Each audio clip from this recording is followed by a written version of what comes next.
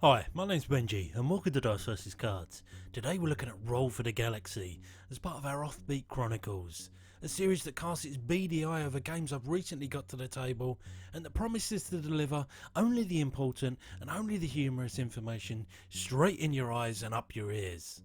So let's pay reverence to that boldest of statements and get this symbology lesson started! In Roll for the Galaxy, you're going full space conquest, with dice rolling and confusing iconography on top. But you're doing it off the back of a well-established idea, in the form of Roll's parent game, Race for the Galaxy. A bona fide classic engine builder, and one that incidentally I still have never played. So this will be the last time I make reference to it in any form of comparison, because otherwise I'd just be making shiznit up. But Rolling for the Galaxy I am more than au fait with, and so the question is, what is it? Well, I've already mentioned it is at its core an engine builder, but one with loads and loads of dice with strange symbols on them. Most of which are simply representing the 5 different actions that are up for grabs each turn. And when I say up for grabs, I mean you're only guaranteed one available action each turn. The rest are up to the choices of the other players and or the roll of a dice. That's because each player selects a particular action that is then usable by everyone. So you might want to do 3 specific actions on your turn, but you can only pick one. You then need to either deduce what you think the other players might be choosing, or just rely on some good old fashioned lady luck to ensure you can take as many of those other actions as possible. So your engine, which is represented in tableau form, starts with a freebie, and then you're going to be picking tiles that contain objectives and come in 2 main types. Development or world, both bringing something different to the table. So that's your engine, but it's the actions that make space your final frontier, and they look a little something like this. You can explore, which basically means grab some objective tiles or gather some credits. You can develop, which will result in your development objectives being placed in your tableau, subject to their cost being met. Settling is the exact same thing but with world objective cards.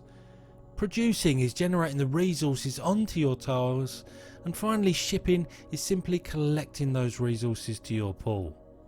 So while at first the actions all might seem like a complete mess, when you take a step back, the process of building your engine is quite linear and easy to understand. Also, everything is dice. Dice is your settlers, dice is your resources, dice are your friends. You can't get away from it, dice is life in Roll for the Galaxy. And who can seriously say that rolling dice isn't fun? Me, Benji?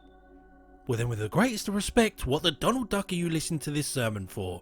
Go and play a card game. No wait, Timmy. Go play Race for the Galaxy.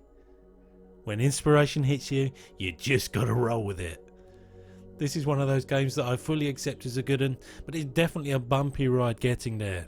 The main reason for that is that it's got some stellar and quite innovative mechanics on show, but there's some awkward moments too. Obviously, the strategic decision making you have to indulge in to ensure the actions you really need to happen take place, but also the actions you would like to happen also take place, is glorious game design. But then when you consider that comes closer to a luck based outcome than a deduction based one, there may have been a better way to do this. You've also got the iconography, which certainly gives Roll its own identity, and that's actually quite a bit easier to learn and understand than you might think. But if you combine that with the evergrande state of your tableau, this is definitely a game you need to invest time and effort in to make it as fun as it can be.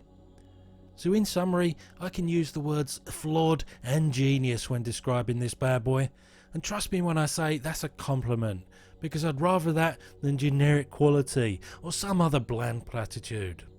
It's not a game that will appeal to everyone, but I'm glad it has its place in my collection. Get used to this sound, boys and girls. It's almost hypnotic, isn't it? No.